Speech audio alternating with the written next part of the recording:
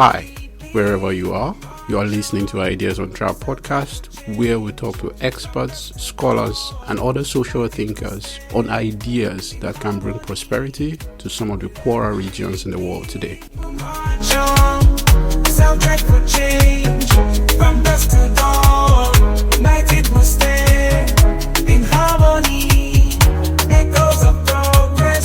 Hello everyone, and welcome to another episode of Ideas Untrapped podcast. On today's episode, we discuss the challenges and complexity of education, economic growth, and public health systems in developing countries with two brilliant guests, James Habyarimana and Jishnu. We started off with an example on the rapid expansion of tertiary education in India and the failed promise of better jobs, which led to discussions on similar dynamics in African contexts.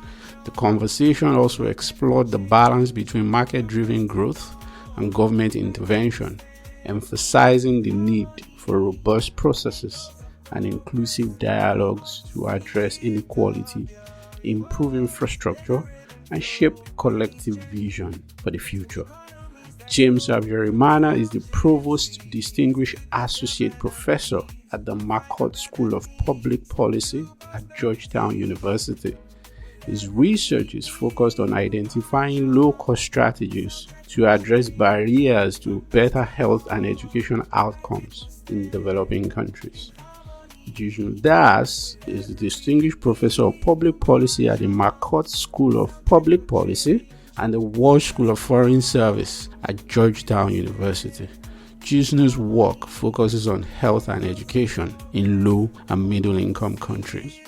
I want to thank Jishnu and James for being a guest on the show. I'm immensely grateful for their insights, and I want to thank you, the audience, for always listening. We'll find a path that leads to prosperity. With every people march on, soundtrack for change, from dusk to dawn, united we'll stand in harmony.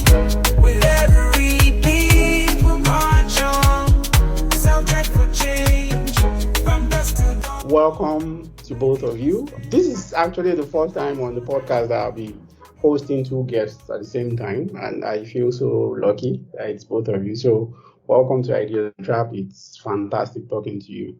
Great to be here, Toby. Glad we're doing this. I feel privileged to be sharing this time with both of you. Okay, thank you. You can take time to answer as you choose. What inspired me to do this episode primarily was a very powerful article by Jishnu talking about college education and how young people may have been shortchanged by the promises and what the evidence suggests. So briefly, if you can just summarize for us, Jishnu, what inspired you to write that piece and what were the major findings? Yeah, sure, Toby. And I'll ask James to talk about the African context. I mean, I know India fairly well. And one of the things that's so surprising, and, when people in the US or people elsewhere hear it, they don't realize just how fast college education and college enrollment has increased in the country, right? So one of the statistics that I got wrong because I couldn't believe it is between 2003 and 2016, India was building a new college every 8 hours. Right. And you think about a number like that and you say, what happened here? Right. It's completely out of the experience that any of us has ever seen. There's a real thirst for education among young people.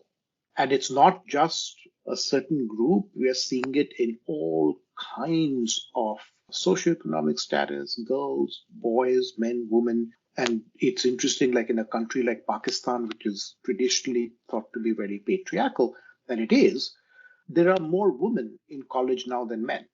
So there's this huge upsurge, maybe a huge demand for college education that's being met by all kinds of places. And, education is a bit like looking at the stars. You're going to see what happened in the past in terms of, okay, all these guys came into college. What's going to happen to their lives after that? And that part is not clear. Right? So India has grown a lot. It's a huge success story on some fronts, kind of But really, more than 90% of the jobs are still informal. And we keep thinking BPO, business process outsourcing, they're taking a lot of outsourcing jobs. There's so little of that in actual numbers that it supports less than 1% of the population. So the big question that comes is, okay, all these guys who are going into college, they're going in with the expectation that their lives are going to be a lot better. And are we going to be able to meet that expectation? And the phrase that people use is, we have the so-called demographic dividend, where we have lots of young people and fewer older people. And the right way to think about it is, how do we make sure that that demographic fraction, which we call a low dependency ratio, is a dividend and doesn't turn into a nightmare when you suddenly have these tons of people who are like, look, you sold us a dream. You told us that if we make it through the schools, which are not great, and we go to college and we finish our college, we'll get a decent job. Where is that job? That's why I called my blog a coming of age story, because our college education has come of age. And the big question now is whether it's going to come of age as well. And that's kind of, where I left it. But I don't know. I mean, James, do you find kind of similar patterns in Uganda or in Tanzania where you work or other countries? Right. I guess I wanted to start by saying, yes, I mean, Africa is in some ways a pretty diverse place. And so I'm going to focus a lot of my comments on the places that I'm familiar with, which should be East and Southern Africa. Yeah. But I fully expect, as I was saying to Toby, I've done some work both in Lagos and in northern Nigeria on education. So even though this is a little bit a while ago, so I don't quite understand the long run trends in, say, demand for college. But, Africa is a very young continent. In many parts of Africa, the share of the population that's under 30, is close to 2/3. And so, yes, there is the same dynamics in terms of expectations of a better life. And of course, I think this is the challenge for politicians. So earlier when Toby was saying maybe, infrastructure projects get more attention than, say, education, I actually think in the places where I work that, in fact, education gets much more attention because politicians are concerned about this rage, right? They're concerned about this gap between people's aspirations and essentially kind of the opportunities that are available when they finish school. I think that is a huge problem. Even in places actually the northeastern Nigeria, where I started to do some work on kind of apprenticeship programs, there's a lot of attention being paid to addressing essentially kind of this gap. Because I think ultimately, and I think most political scientists have suggested that essentially kind of the share of males between the age of 15 to 29 who are not engaged in school or active work in some ways can be a major source of instability. And so I do see the same concerns. There's certainly been an explosion in terms of tertiary institutions outside of government. And so there are many more private institutions in East Africa that didn't exist, say, 20 or 30 years ago. I don't think people are building universities or colleges at the same rate as they are in India, but there's certainly kind of an attempt to respond to the exploding demand. And I think ultimately the question for, whether there's a demographic dividend or not. I mean, I've certainly made the case in other fora where I've said, look, we need to essentially kind of take advantage of this opportunity and we need to give these young people the skills to be, effective in the world. But I think ultimately there is kind of a bigger question about sort of, can these places produce the jobs and find the markets to really deploy these people? Yeah, so I hope we wouldn't start the conversation by essentially kind of talking about rage as opposed to the high hopes. But yeah, I think many places where I work are in facing the similar sort of challenge of, how do we convert this opportunity into prosperity as opposed to civil conflict? So I think for me, the rage question is sort of unavoidable. Perhaps the evidence might tell us differently, but at least on some level of perception, certainly it's a story that resonates with me. I mean, I live in Lagos, Nigeria, and I can certainly tell from my observation that you see an army of young men from say 18 to 25 with absolutely nothing to do, just walking the streets, standing on the corner. So where I want to tease out with my next question is the intersection of skills and jobs. So on the one hand, there's been this great expansion. I think it's certainly true also of Nigeria. The expansion in tertiary education is crazy.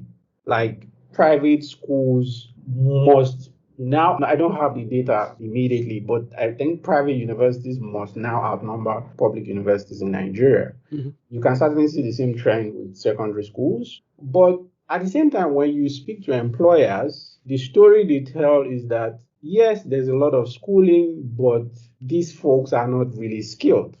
And then recently, the National Bureau of Statistics did a labor market survey, and what they found is like 97% of jobs in Nigeria is still in the informal sector, right? So is it that we are not creating enough formal sector jobs, or the inadequate formal sector job is itself a consequence of the quality of education?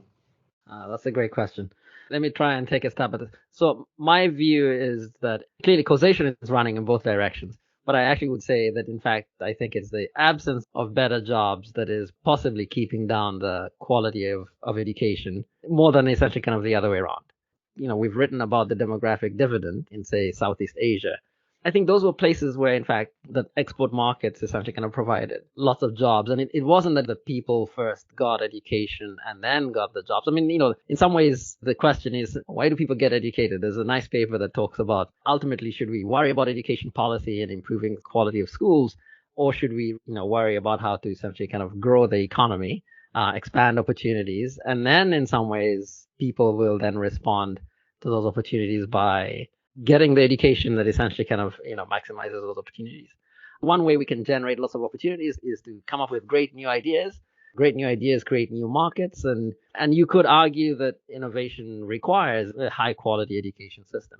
But I think for many countries that are growing from the levels where Nigeria, Kenya, Zimbabwe are at the moment, my sense is I don't know that the kind of innovation that we're talking about is essentially kind of the most important thing. I think the lowest cost path is to find manufacturing related markets where, in fact, you can employ lots of people, where you don't need people to have PhDs and be creating patents to get the economy started.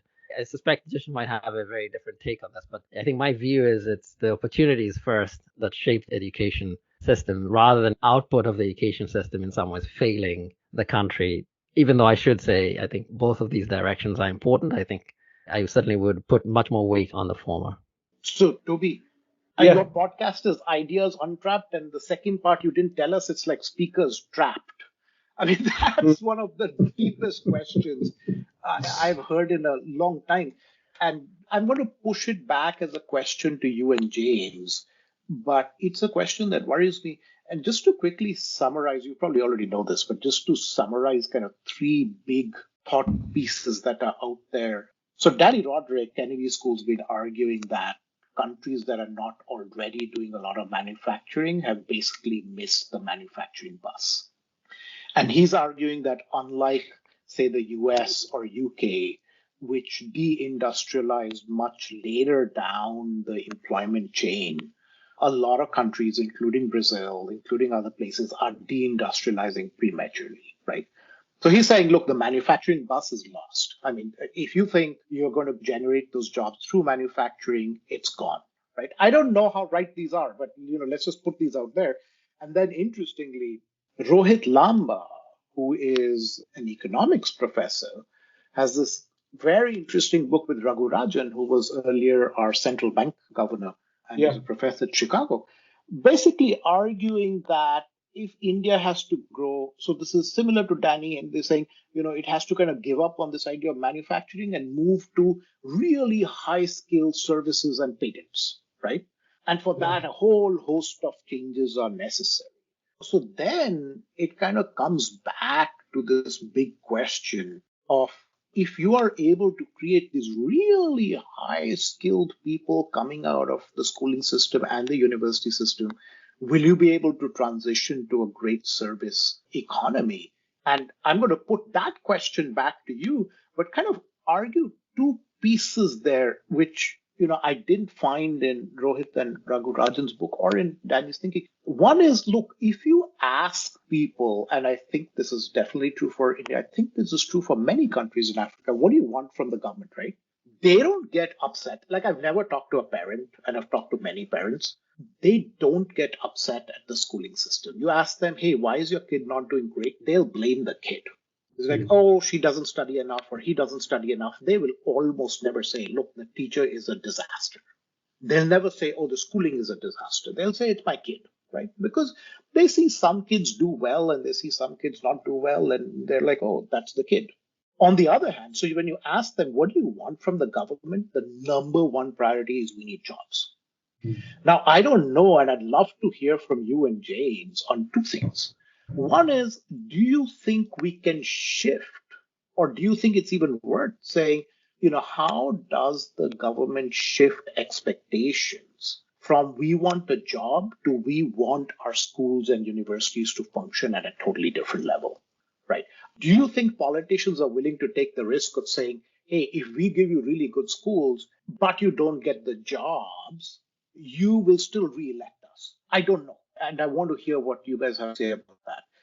And the second one, Toby, that people are underestimating, and I'm more and more sure in 20 years is going to become a major dynamic, is that Europe is running out of people, right? I mean, the fertility rates are really low now.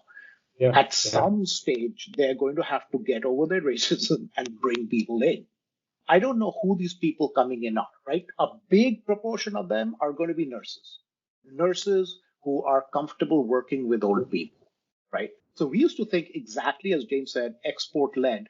Now, Nigeria already exports a lot of doctors, right? I mean, we know exactly how big that export industry has been.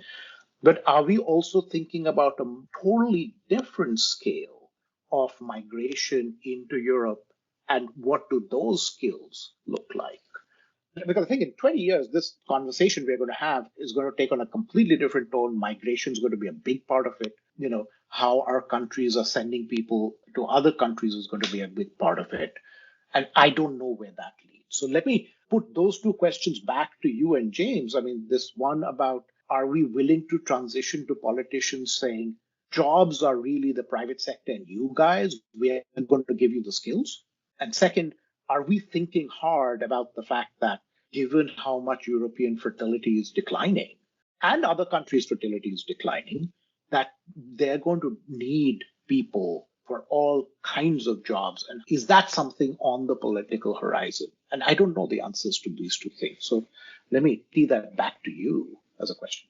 I think James should go first. This is the trouble with having Jishnu on. He's supposed to be answering the questions, but now he's asking a lot of the questions. No, these are the most important questions, I think, facing certainly our field of development economics. And so I think on the second question about does the government, is the government willing to change the offer, right? The social contract. The contract, yeah.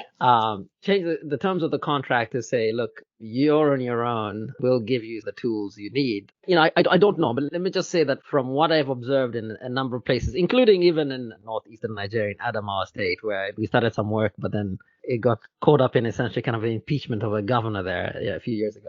I think that it's extremely hard to change the terms of the contract. I think that voters are thinking about their bottom lines. They're not thinking about, give me the tools and I will do the work myself to put food on my table. And so I'm not sure that's an easy thing to do.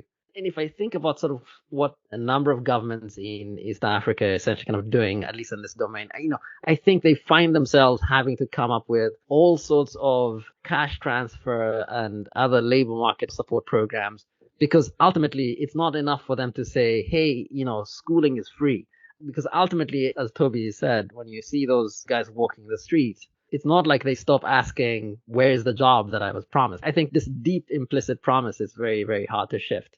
But to your second question, so I'm curious what Toby will have to say. The second question on the global demographic structures and maybe the future of jobs. And yes, the Roderick and Raghu and Rohit kind of claim that the manufacturing bus has left the station. First of all, I'm not entirely sure that I completely buy it, but of course, we're also in the age of AI and more powerful machines that are essentially kind of around the corner. So it is possible that maybe that bus has left the station. And so maybe the future of, the kinds of jobs that will create opportunities for this large group of young people in Africa and in India is essentially kind of in the service sector. And, I already see some of that, so in East Africa, there are big migrant worker, essentially kind of programs with the Middle East. They are straddled with lots of problems around abuse and exploitation. But I can tell you that if you get on a plane to Dubai or Qatar, that in some ways, that many of the people that, will be surrounding you will be a lot of very young people going to work either essentially kind of inside people's homes or in some cases as baristas and construction workers. So I think that's already started. And in the places where it's politically, I guess, feasible to do. I mean, I think, yes, yeah, Europe, Japan, North America, I think those are places where in some ways the political barriers remain quite strong. But I do think that politicians are certainly looking at a lot of these programs. I believe in Kenya just recently signed an agreement with Germany along these lines of basically being able to essentially kind of having some guest worker programs. So I think this is top of mind, and it in some ways reflects perhaps the difficulty of kind of changing this contract between voters and their governments. Ah, super. And I just wanted to add one more thing to this, Toby, before your next question, which is, if you look at Kenyans, Nigerians, I suspect, Indians, I mean, we are ingenious people, right? When I came to the US for my PhD, they would teach that the US is a free market. I was like, you guys have no idea what a free market is. A free market is when, there's a traffic jam and the bus breaks down and you have 30 vendors come to your spot in 5 minutes. Yep. Right? Selling everything under the sun. That's a free market.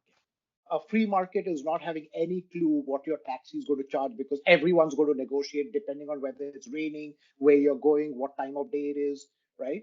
That's a free market. And very fascinating, Rem Koolhaas, the architect, he worked in Lagos for like 8 years, and they had this wonderful book called Lagos, How It Works. And recently, well, not, I don't know, recently, a while back, I think, his co-author, Kunle Adeyemi, I hope I'm pronouncing it right. And it's fascinating what they said. They have a Guardian interview where they said, look, Lagos in 1997 was this fascinating city where the government wasn't there, but still people created a lot of structures that allowed that city to function at a fairly high level. I don't know whether you agree with that. I don't know Lagos at all. And in that interview, at that point, the state had really withdrawn from Lagos. The city was left to its own devices, both in terms of money and services. That, by definition, created an unbelievable proliferation of independent agency. Each citizen needed to take in any day maybe 400 or 500 independent decisions on how to survive in an extremely complex system. That was why the title of the book became Lagos, How It Works, because it was the ultimate dysfunctional city. But actually, in terms of all the initiatives and ingenuity, it mobilized an incredibly beautiful, almost utopian landscape of independence and agency. At this point, and James, I don't know whether that social contract will be able to change it, but the ingenuity of our populations is just through the roof. So we have a sense of how to move it forward, and thinking about what are the guardrails we need, right, in this kind of new world that's coming up is, I think, the key question. Before I jump to my next question, I'm certainly not as skilled as you guys. So my observations are just going to be a layman's observation, basically. On Jishnu's point, first of all, Roderick has to at least have extended an invitation to him. He has to clarify a lot of things with that new paper, because for years he has been arguing the opposite. When people point out that, a lot of low-income countries are stuck in low productivity, informal services jobs, and, perhaps the question should be how to make those productive. I think Roderick is one of the people that we argue that, no, you need manufacturing to really, really, do structural transformation. So I don't know why, or if the evidence that he has now is sufficiently robust to shift really, really big. But I mean, for Rajan and Rajan, for example, has been pushing that view for a while. I think I've heard a few speeches before that book, especially on the construction question. So I'll give you an example. In Nigeria, for example, the two largest private employers are construction firms, Julius Berger and the other Chinese company. The third largest is a microcredit bank, right? So I agree with Rajan that construction is something that might, provide that sort of soft landing in terms of large-scale employment creation that manufacturing is for some countries. So, but as for manufacturing boss leaving the station, again, I'm skeptical because if you look at what Bangladesh has been able to do, yes, they are struggling with diversification away from textile. If you look at what Vietnam has been able to do on manufacturing, then you see that, okay, well, maybe there's still some hope there. In my own view, I think the challenge would be how democracies manage to create, low income democracies manage to create a highly productive industrial sectors. So, and I think all eyes will be on India for the next decade.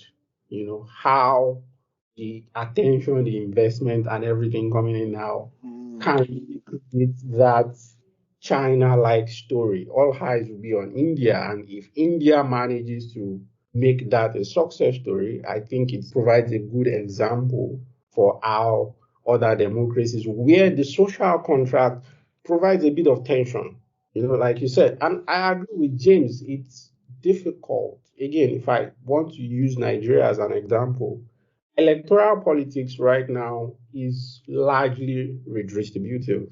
If you want to shift spending and public investment towards something with, a little more delayed gratification, I'm not sure that politicians are willing to take that risk. And secondly, I would say that even if you find a government that is willing to take that leap, you're going to run into some serious fiscal challenges that you need to figure out. Macroeconomically, a lot of our economies in Africa are challenged. The debt burden is a huge, huge topic. So, the kind of financing necessary to improve your education sector, I think a lot of governments look at that and they would rather spend a fraction of that on cash transfer schemes and expanding public employment, public sector jobs. So if we are able to figure out the financing and the level of fiscal investment that is going to take, that is a question mark that will need to be resolved, which I don't know, then leads me to my next question. Again, on the quality of education, what are the low-hanging fruits that are available if we are trying to say improve the quality? Like I said earlier, you speak to a lot of employers, they tell you that a lot of graduates, yes, they are schooled, but they are not skilled enough. They are poorly matched to the job they are applying for. For example, most of the people you will find in the financial sector in Nigeria are people who graduated from STEM subjects: mathematics students, engineering students, physics students, chemistry students. They come out of school and they go straight to the financial sector, to the banking jobs, investment banking, advisory, consulting. And to be honest, you can say that if you have a thriving STEM sector, they will be poorly matched because they did not actually get that STEM education. I went through the Nigerian schooling system. I can tell you how much practical laboratory experimental work I did. Very little. So, what are the low hanging fruits to improve the quality of education? Because we seem to have gotten ourselves into, to use a phrase I first learned from Lance, isomorphic mimicry. We have graduates, we have tertiary institutions, but the quality is certainly not the same across the world. Let me give this a crack and then I'll let Jishnu polish up my response. So I don't know that they are necessarily low-hanging fruits. I mean, in some ways, I think the way to think about an education system is that the people who are producing the outputs are also essentially kind of products of that education system. And so, yes, I certainly think that if you want to improve the education system, you have to start with the teachers. And then you have to make it easy for the teachers to essentially kind of do their job. And in a context of a historical and, pretty unprecedented expansion of schooling, over the last 50 years, these school systems have expanded very, very rapidly. The curriculum that essentially kind of is being taught, when you were talking, Toby, I thought, okay, you probably had the same curriculum that I went through, which was, I think, in some ways quite challenging. And if you went to a good school, you had good teachers and you were surrounded by students who actually were well prepared to learn. But my sense is an expanding kind of school system cannot maintain the same degree of difficulty of the curriculum. Or even these things like, the language of instruction is a language that nobody speaks at home. And so the teachers might be struggling to teach in English or French or whatever language, in many places, Tanzania and Kenya, maybe in some ways a little bit different. So I do think making it easy for teachers requires changing the curriculum and making it easy for students to learn. But, also realizing that teachers now deal with, in Tanzania where I work, the average class size for a first grader is on the order of 80 to 100 kids. And, teaching in that environment is not easy. And so the low-hanging fruit, I think the low-hanging fruit, in fact, is not that low-hanging, in my view, is really essentially kind of to invest a good deal more in early childhood education and to really try and make it easy for that first grade teacher to actually be able to give kids the skills they need. There's a really nice paper, and Jishnu can say a bit more about this, that sort of looks at a panel of kids from 4 countries, I think it's Young Lives data, and compares Vietnam, Chile, and I believe India and Ethiopia. And of course, Vietnam is a high-performing education system. But it suggests, at least to some extent, that much of that great performance actually comes from the fact that the kids at age 5 are doing much, much better in Vietnam than they are in the other countries. And that if you condition essentially kind of where they start, the trajectories don't look so different. But because they're starting at a much better level, that in fact they're going to learn much more. That I don't consider low-hanging fruit. I actually think that's a pretty significant investment. And I think a number of countries are starting to take this seriously, which is to say, should we expand the age range for which we publicly fund education, say from age 6, and maybe even think about starting to fund education from age 4? Because I think it makes it much, much easier to give kids the foundational skills that then make them, I think, much more productive workers. So I don't think it's low-hanging fruit, but in fact, I think of these two things. Start young and make it easy for the teachers to teach, whether that includes changing the language of instruction, whether it makes it easy for teachers to spend more time teaching kids the foundational skills. So don't make kids at age 6 learn 5 or 6 different subjects. Maybe focus it on 2 or 3. I think all of those things for me are ways to make it easy to really give kids the skills that they need to learn when they're 10, 12, and 16.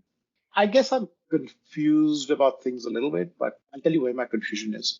So I've heard people say, our education systems are not actually designed to build skills. They're selection systems, by which they mean we are remnants of the British systems. And the idea was, can we squeeze and squeeze and squeeze and see who's going to be a good person for the British to take on or something, right?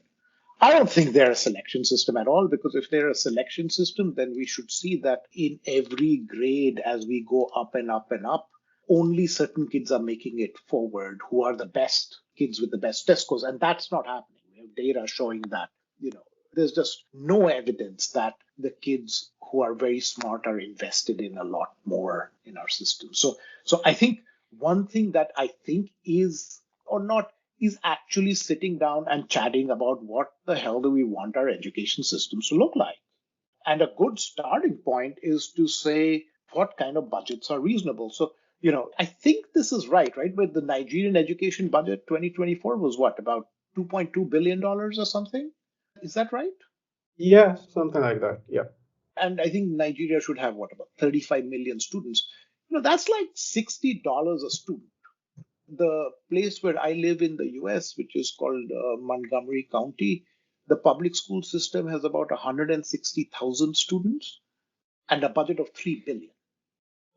We might be just off the mark by hundreds and thousands of dollars in how much we're leaving on the table by not investing in the education system. So I think the biggest low-hanging fruit is the mistake that we have made. I think it's incumbent on us as researchers and profs and scholars to say, give the politicians the damn numbers, right? We need to give them very clear numbers on if you manage to invest and improve the quality of schools, then 15 years later, these are the wage returns you're going to see.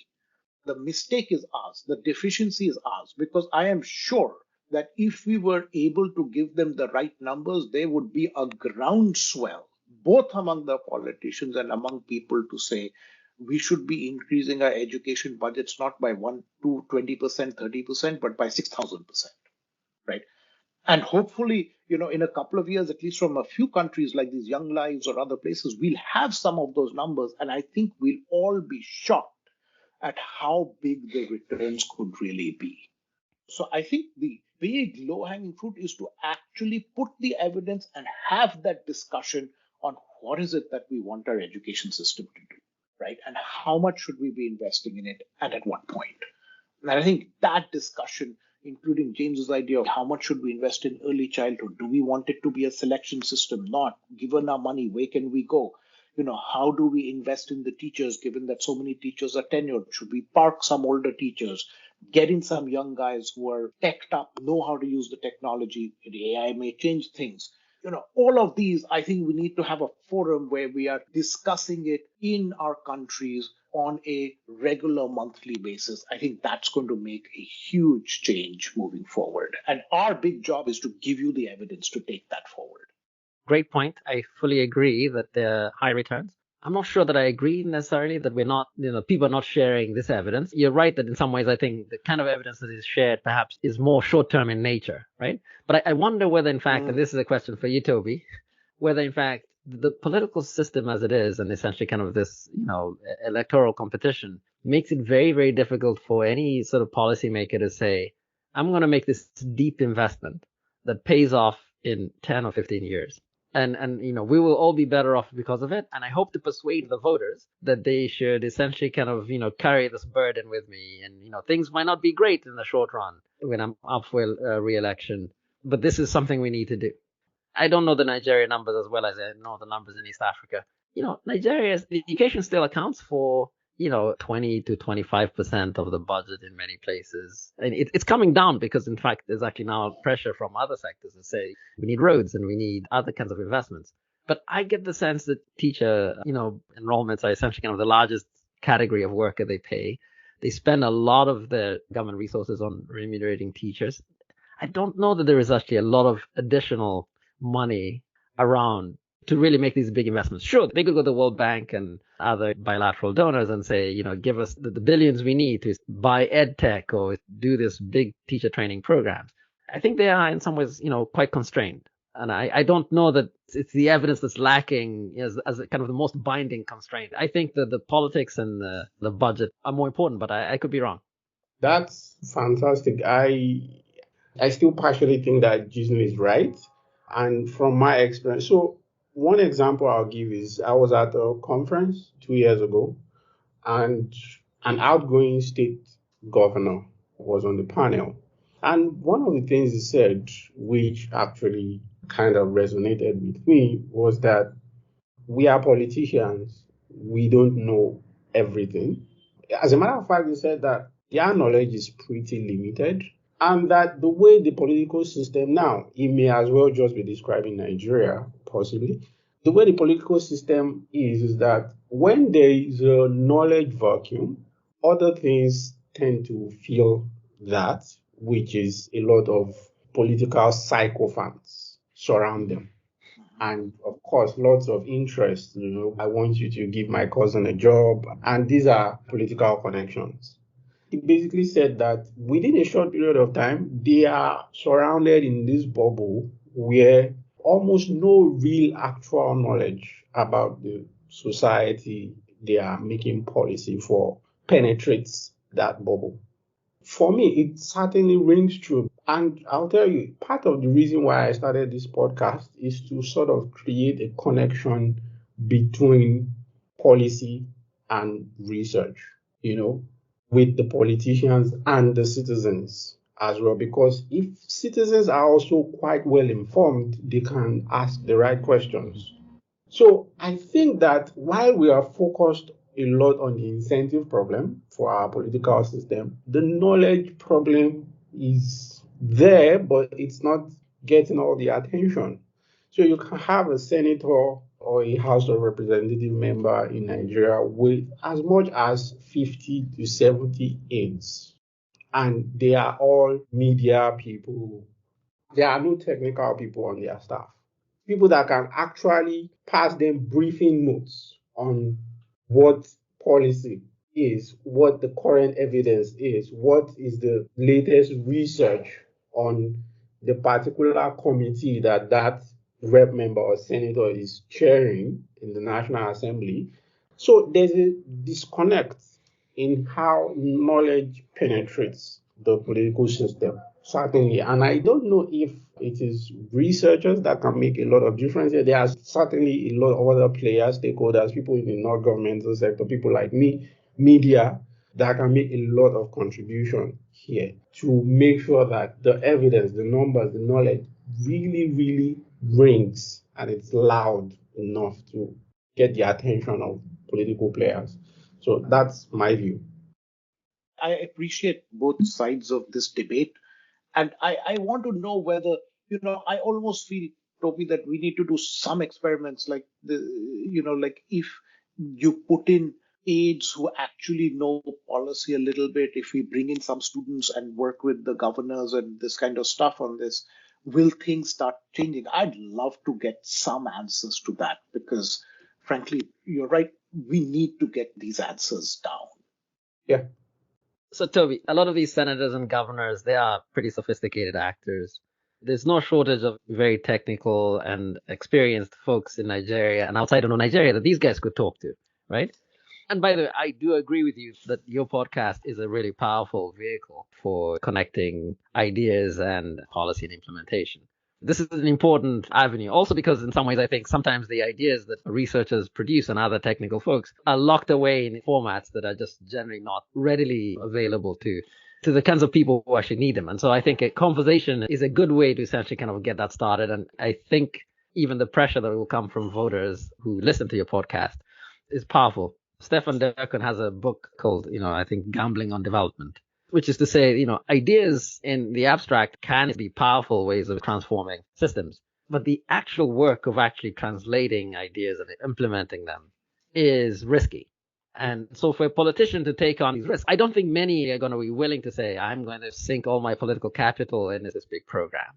It takes a long time, is uncertain, is subject to all sorts of other essentially kind of shocks and fiscal risks and reversals and so on. So that for me weighs a bit more heavily than here's a guy who wants to do great things and is just casting around for ideas and they're just nothing to be found. I think they meet with lots of technocrats and other people who tell them this and that. But ultimately, they have to think, can I pull this off? Can I do good and still essentially be successful as a politician? And I think that calculus is still maybe as important as the landscape of ideas that they're exposed to. Yeah, I mean, I don't know that much about politics and politicians. I always have a hopeful view of the future and of our compatriots. And I feel politicians should be creatures of our own creation. And I've seen the democracy work, and when we put democratic pressure and bring a coalition together, it matters. So I'm going to be the hopeful guy here and say that, look, I think, Toby, what you're doing is super important. And I think as it starts to deepen and these kind of engagements deepen, as long as we on our side are providing reasonable data, evidence that you can have good discussions on the basis of, maybe things will start evolving.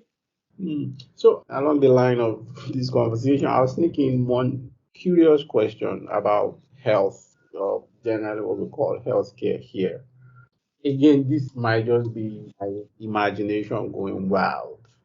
So from an incentive point of view, how much do you think that global public health interventions interferes with the incentive to invest in healthcare locally? So I'll give you an example. Recently, Bill Gates was in Nigeria a couple of weeks ago to talk about malnutrition, which is now a very big problem, particularly in northern Nigeria, because in the last decade or so, consistent with even previous years, it's been one region of the country that is most ravaged by poverty, lack of education, a lot of violence, and political instability. And essentially, it's created this crisis. The latest being malnutrition. About 1 in 4 kids in northern Nigeria are now chronically malnourished. So recently Bill Gates was in the country to promote micronutrients and some form of technical intervention that is supposed to make all the difference. And yeah, of course, it's giving some money, about $600,000 for that initiative. And I mean, low income countries like Nigeria are never short of such global public health interventions. But at the same time, I kind of worry how it interferes with the incentive, again, talking about politicians here, to invest locally, whether it is in primary health care, or whatever. So how does global public health interventions interfere with, the incentive to invest locally, because there's always state neglect on some level when it comes to healthcare investment. I think James will be a perfect person to answer that. I mean, no. So let me take it back. So I do think that the interaction of external actors in health can sometimes do more harm than good. I've seen both sides of essentially kind of this, where in some ways an external intervention doesn't really improve outcomes and in some ways distorts a lot of the decisions that people are making. But I've also seen it in many ways actually sort of bring attention to populations that perhaps don't have the political clout to get the services they need, right? So I don't know that, in some ways that we could conclude comfortably that in fact, if these guys sort of stayed out of our business, that in fact would make better decisions in the health sector. In some ways, I go back to environments where these systems are essentially kind of cash strapped and they can't provide a lot of services to most of their populations. And I think Jishnu has done quite a lot of work on this, where in some ways, a lot of these health systems are in some ways have a big urban bias. We spend more on hospitals and less on public health or primary health care. In some ways, I do think that sometimes the arrival of, not Bill Gates per se, but, if I think about the other actors, the WHO and other international actors, I think they sometimes actually try and rebalance these programs to some extent. But yeah, I think they can certainly do more harm than good. I mean, despite their maybe good intentions, I certainly don't want to start any rumors that they don't have good intentions, because I think there's also a lot of discussions out on social media that suggest that, in fact, they are malevolent forces. They actually don't mean well. I think many times they mean well, but there's sometimes unintended consequences of those interventions. So, Toby, here I'm going to go all Shakespearean on you, and the fault, the fault, Brutus, lies not in the stars but in us. In this case, at least, in the following sense, right? I mean, I know that Bill Gates was in Africa, and there's been a bunch of articles, including in the Mail and Guardian and in other places, talking about Farmer Gates and what he's getting wrong. And in Zambia, for instance, there's been this big concern that, look, Bill Gates really, according to the Mail and Guardian, right, Simon Allison writes that he really pushed monoculture, and now the country's been in a massive drought and people are suffering, and earlier people used to plant many crops.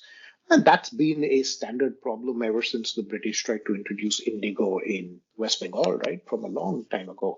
Now, my point is the following, which is we are a democracy.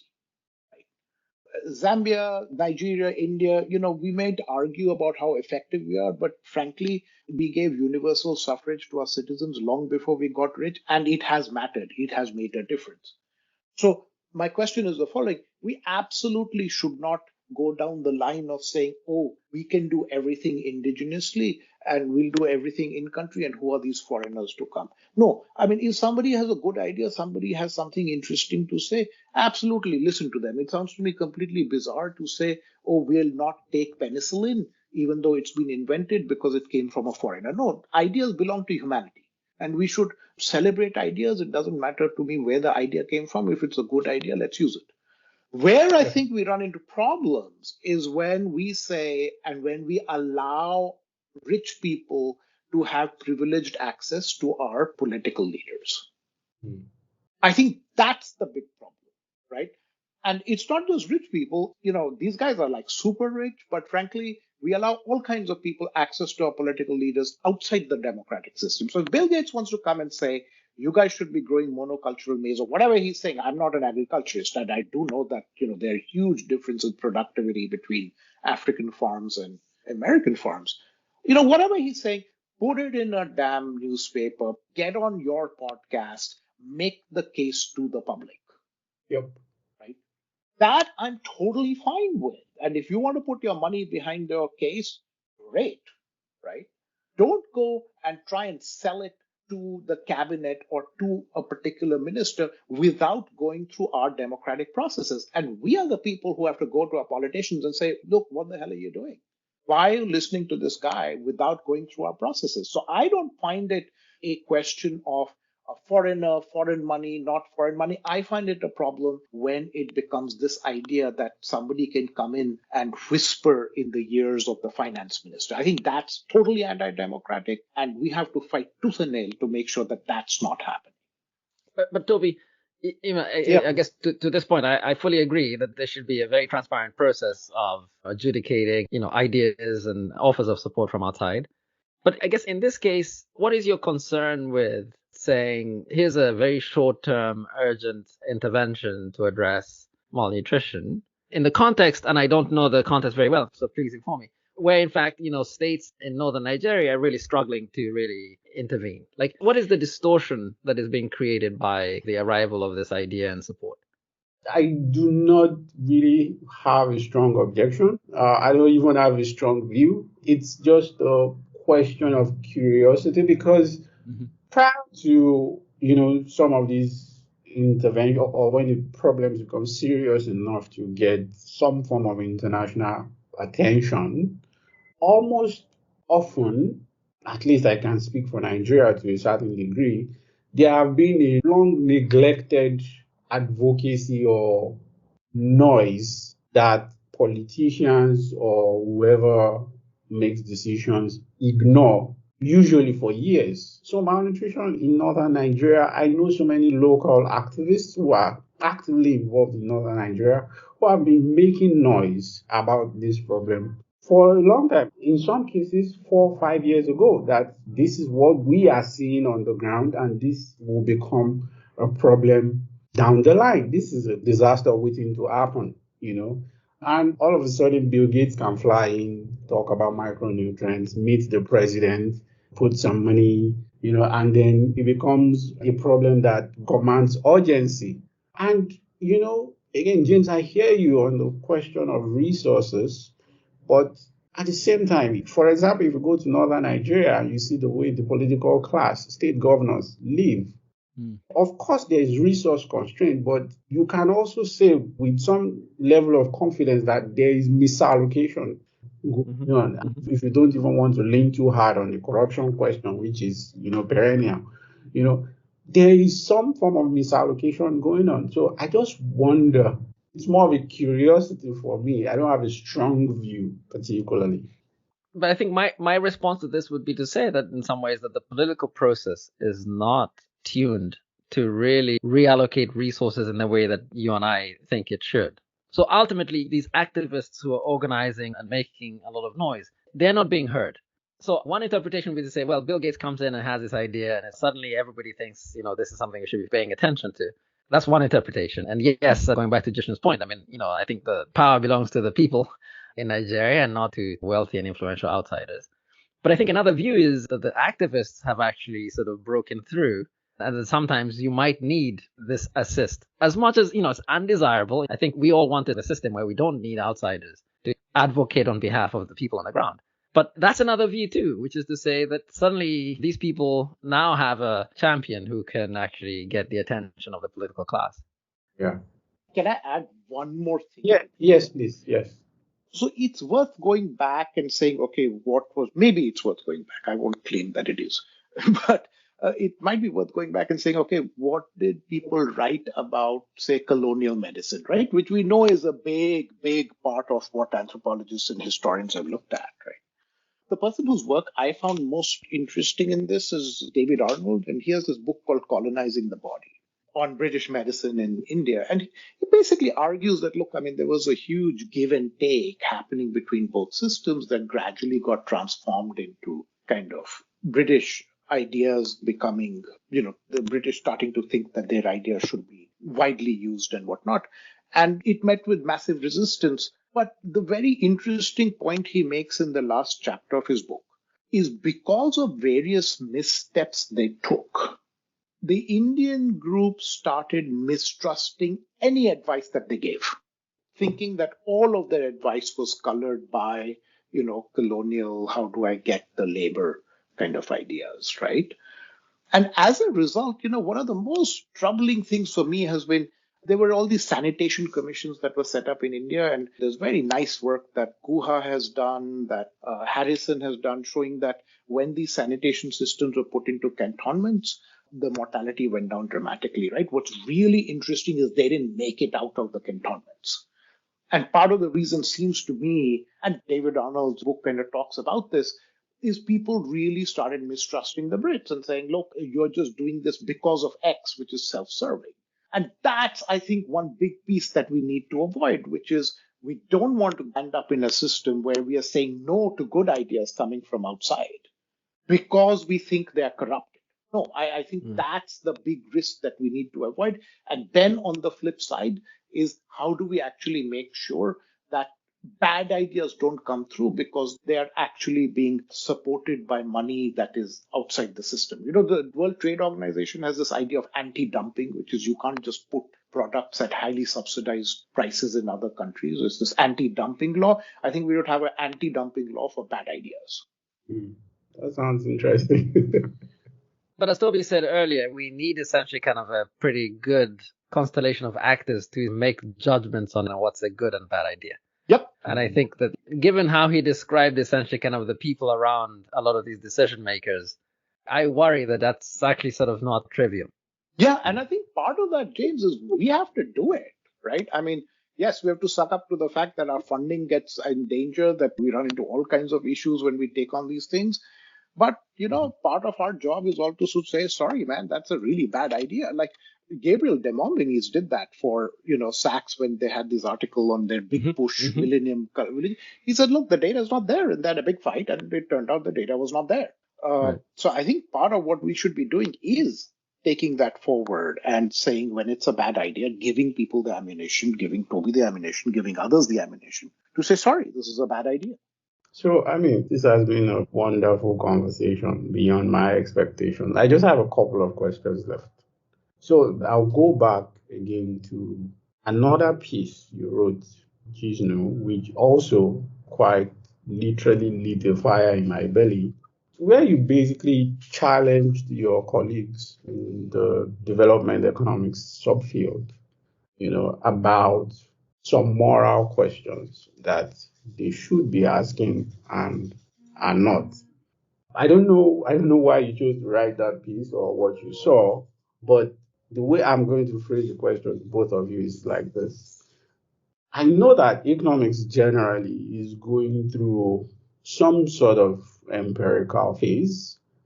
Do you think that has been traded off for asking the big questions that I certainly believe are still relevant, which is essentially for me, how does Nigeria doubles its average income in the next 10 years? How does places essentially get out of poverty? Do you think we've abandoned trying to find answers to those kinds of questions for maybe what Lance has militantly called, kinky stuffs? James has been going first, so. No. This was a question posed and motivated by your writing, Jishnu. So you should go first. I'm happy to take a first glance at this, but Toby, you have to warn us. You want to, completely put us over the ringer. I mean, these are very difficult issues. So two things. I think two things. Look, I was at the World Bank when there was this whole Spence report on what causes growth. And they had this line, if you go back to that, they had this line saying, if there was a magic bullet or if there was a specific set of policy recommendations, we would have come up with it. We spent a lot of time on this and there isn't, right? And I think, if you look at what Abhijit writes, if you look at Esther's idea of the plumber, the economist as plumber, it's saying, hey, can we be modest and humble about where we are and what we know? And the fact of the matter is we don't have a really good set of prescriptions for what growth should look like. But by working on all these different issues, we do start to make progress on people's lives, right? So if you think about the Millennium Development Goals, I feel the biggest thing the MDGs did was it created a deliberative process to say it's not only about growth. We should care about the fact that fewer children are going to die, right? We should care about infant mortality regardless of whether it affects growth. And I completely agree with that viewpoint. Then what our discipline does or is doing, look, it's always the case that there's a seesaw. We are always on a seesaw, right? And one part of that seesaw is what's going on in the world. And the second part of that seesaw is let's close off a lot of things, otherwise we cannot make progress, right? Every discipline needs to build walls around itself, because if you let too many things in, then you don't make progress, right? So around the early 2000s, we really had a lot of work that said what's going on around the world, right? So we had, lots of kids are in school, but they're not learning. Look, people go to doctors and they don't get the right diagnosis. Look, the teachers are absent. Lots of stuff, right? On a lot of different fronts. And we've made, I think, tremendous progress over the last 15 years in saying, hey, on some things and less on others, saying, hey, these were great pieces on what's going on around the world. Let's now put that wall around it and make progress on these issues. And some places we've made a lot of progress, others less so. I feel that now that we had the seesaw that said the real world, make progress by building walls, now I think we need to push that seesaw back. So it's not necessarily the type of work that we're doing. It's more within the disciplinary core, because you always need both types of work. It's within the disciplinary core, which one do you privilege? So I think it's time to go back to saying we need to privilege the basic work that starts re-examining the world and saying 20, 25 years later, what are people's lives like? Right? And I'll give you one example, right? I was in Delhi over the summer, and it struck me, so many of our cities, because of climate change, are now on the verge of being unlivable, right? If you look at a place like Delhi, January pollution levels that are at 500, 600 on the P2 at 2.5, right? It's unlivable. February, same thing. March is kind of okay. April starting to get hot. May, 52 degrees. June, 50 degrees. Heat stroke through the roof. July, humidity, wet bulb thermometers above what is livable. August, same thing. October, kind of livable. November, the pollution is back. You put it together and you say, how is a poor person going to live in this damn city? And somebody who can put that together, somebody who can start to say, okay, here's how I want you to think about the year and climate change. That kind of stuff we sorely need now, and I think we're almost there. So it's not a question of fighting the discipline. It's saying what part of the discipline should, at this point, get the emphasis. And I think that, it's going to move. It has to move. It has to move. There's just no two ways around it. So let me just add a few comments on, maybe going back to Toby's question, like where is the advice about how can we get Nigeria to double its income over the next 10 years or so? And there's a really nice characterization of the two kinds of development economists. And I will not name the person who's shared this characterization. But there's a small d development economist and there's the big D development economist. And I think historically, if you think about the big push ideas of the 60s and 70s, or even essentially kind of the Washington Consensus in the 90s, I think much of that advice was really about the big D development economists. And maybe the conclusion there, at least has been, going back to sort of the Spence report, maybe we just don't really have a very clear set of guidelines. We thought we did, right? We thought we did, reduce your fertilities, make markets work. It doesn't seem to kind of produce the benefits, I think, that we would like to think. And, Danny Roderick has a book, I think, I wish it were more accessible to the general public. There's, we have one economics, but many recipes, which is to say, the solution for Nigeria, it might be very Nigeria specific. It might require essentially kind of a very untraditional path, which is not coming out of a 10-point or 20-point economic plan. But my sense is that, what's happened perhaps to the field is maybe being honest with ourselves, that we don't have all of the answers, at least for essentially kind of the big question that you asked, Toby, that answer is not going to come in a nice big report. That answer, in fact, is a process of, trying a bunch of things, establishing, maybe let's go back to Danny's idea. Like, let's do industrial policy, but let's try and do it well. And we're going to fail. And maybe we might discover one or two great ideas where Nigeria can be quite successful, right? But that's in some ways kind of saying, rather than, do this and this will happen, this is basically, establish, and this is Jishnu will like this, establish a process for discovering essentially kind of good and bad ideas. And maybe that's essentially kind of the way forward. I'm not going to give you a guarantee that you'll be successful. But in fact, this process will essentially kind of at least help you shut down bad ideas. There's nothing wrong with actually sort of disinvesting in essentially kind of things that are not working in general. And then I think the other part of this, for the small D development economists, because, I certainly sort of think I'm in that category, is, what can you do today, right? So maybe they're the big questions about sort of growth over sort of the next 10 years.